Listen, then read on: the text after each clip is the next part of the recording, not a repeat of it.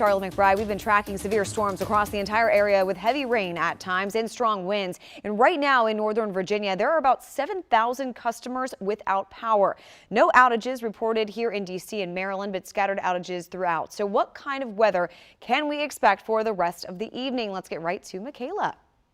Hey, Charla, we are continuing to watch the threat for that severe weather, but it has moved out of our area. So there's the good news there. We're still watching on satellite and radar some heavier rainfall, but that is moving off into the Delaware region. So if you're headed that way, it's something to keep in mind. You're going to be out on the roadways. You're probably going to see that water starting to pool up on certain areas. We always tell you, turn around, don't drown. It is something to keep in mind as we move throughout the rest of our day today. All right, let's get a little bit of a still look of where we are right now. You can see that we're just watching one or two of these isolated storms starting to pass through places like Culpeper, but this secondary line, it has really weakened. It's not going to be anything compared to what we were seeing earlier on today. So as we continue to move throughout the rest of the evening tonight, yes, you'll see one or two isolated showers develop, but the severe threat, that has diminished, that has moved out of our area, and we're going to stay nice and clear for the rest of the night tonight and even into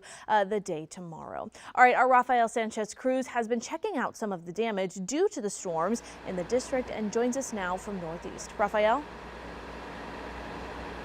Hey, Michaela. Yeah, we took Eco 9 to see the damage in Maryland and the district, and we saw minimal damage. However, we are seeing situations like the one here on 16th Street in Northeast DC, where this rotted tree snapped in half and barely missed this home, but it did fall on these electrical wires. As you can see, Pepco crews are out here. They've been out here for an hour trying to repair the damage that's caused. I spoke to the residents that live in that house. They say that luckily there's no damage to the house, and they were concerned about that. They partially lost electricity in the neighborhood for a while, and they're saying that crews are going to be out here for a while longer as they clear the area and get things back to normal. So we're going to have more on this continuing damage caused by the storm later on. That's what I have for now here in Northeast DC.